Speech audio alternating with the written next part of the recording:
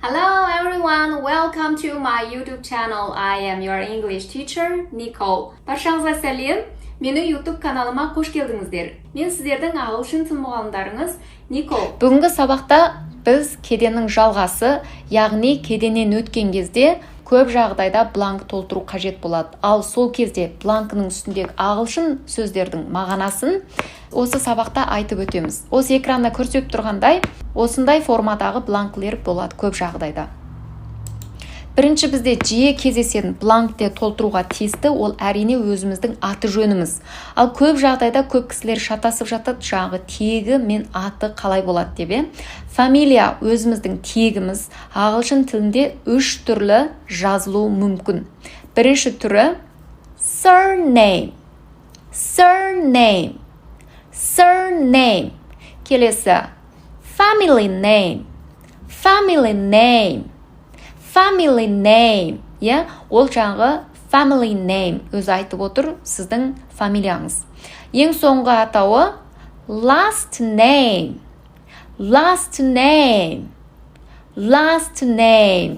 Сіздің фамилияңыз. Ал келесі бізде өзіңіздің аты жөніңіз. Жиі кездесетін екі түрі. Біріншісі given name. Сіздерге берілген ат деген мағынаны білдіреді. Given name. Болмаса first name. Бірінші атыңыз, яғни өзіңіздің аты жөніңіз. First name. Осыларды көрген кезде бланктың жанына өздеріңіздің аттарыңызды жазасыздар. Келесі бізде әкеңіздің аты. Middle name. Бұл кейбір кісілерде болады, кейбір кісілерде болмайды. Ол сол өздеріңіздің паспорттарыңызға байланысты. Бұл ақпараттарды міндет түрде паспортқа қарап толтырасыздар. Шет елге шыққан кезде паспортқа қарап толтырасыздар, ағылшын түрде. Келесі бізде туылған жер.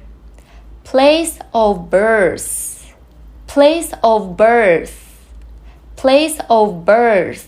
Ол туылған жеріңіз. Келесі бізде туылған күніңіз. Бәлкім жазылуы мүмкін date of birth. Болмаса birth date. Төмен жақта осылай жазылып тұрады. M дегеніміз айға келеді. D дегеніміз күнге келеді. Y дегеніміз жылға келеді. Шатастырып алмаңыздар, Months деген ай, day деген күн, year дегеніміз жыл. Келесі бізде азаматтық екі түрлі жазылуы мүмкін, болмаса citizenship. Болмаса nationality. Көрген кезде өзіңіздің мемлекетіңіздің атауын жазып қойсаңыз болды. Келесі бізде қандай топқа жатасы, ол race. Егерде азиялық болсаңыз Asian.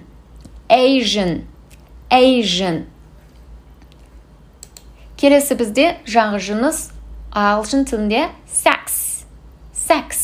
Егерде ер адам болсаңыз male деген жерге белгілеп кетесіз. Әйел адам болсаңыз female деген жерге белгілеп кетесіз. Female болмаса male ер адам деген жерге белгілейсіз. Келесі бізде паспорт номер. Passport number.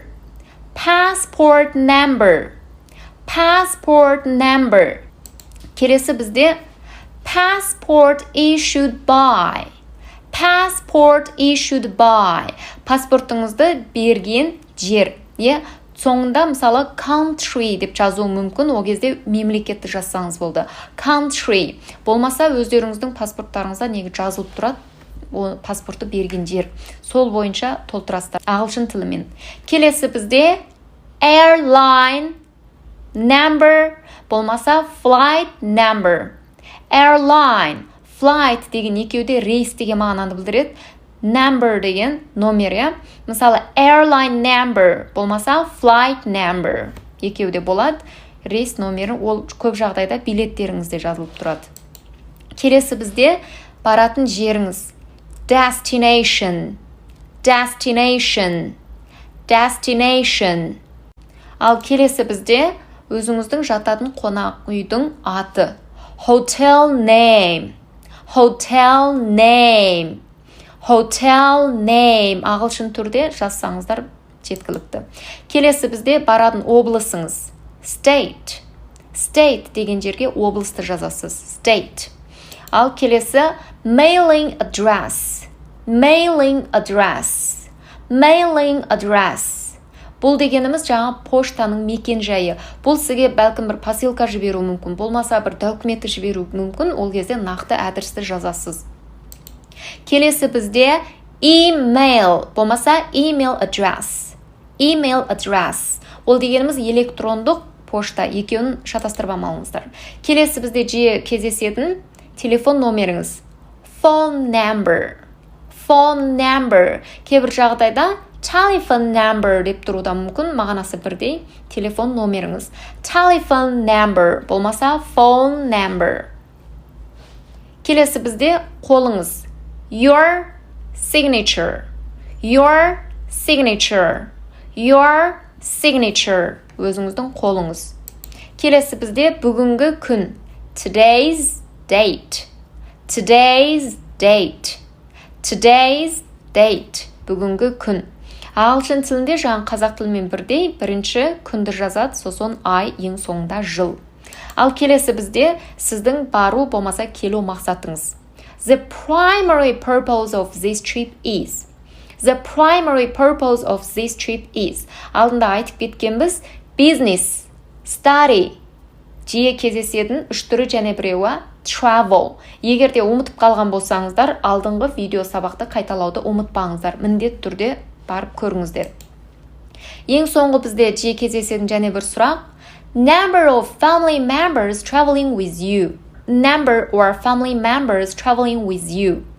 Number or family members traveling with you. Бұл жерде айтпақшы болғаны сізбен бірге жүрген отбасы мүшесінің саны. Ол жерге тек санды жазып қойсаңыздар болды. 1, болмаса 2, иә? Жақсы, онда сабақ аяқтады. Осы жоғары жақтағы сөздерді мықтап жаттап алсаңыздар, кеденнен өткен кезде қиналмай-ақ өздеріңіздер толтыратын боласыздар. Жақсы, біздің сабағымыз аяқталды. Егер де сізге менің осы сабағым ұнап жатса, осы видео сізге ұнап жатса, міндет түрде тіркеліп, лайк басып, достарыңызға айтуды ұмытпаңыздар. Сіздердің маған тіркелгендеріңіз маған ең үлкен қолдау. Міндет түрде тіркелуді ұмытпаңыздар. Жақсы, онда сау саламат болыңыздар. 再见!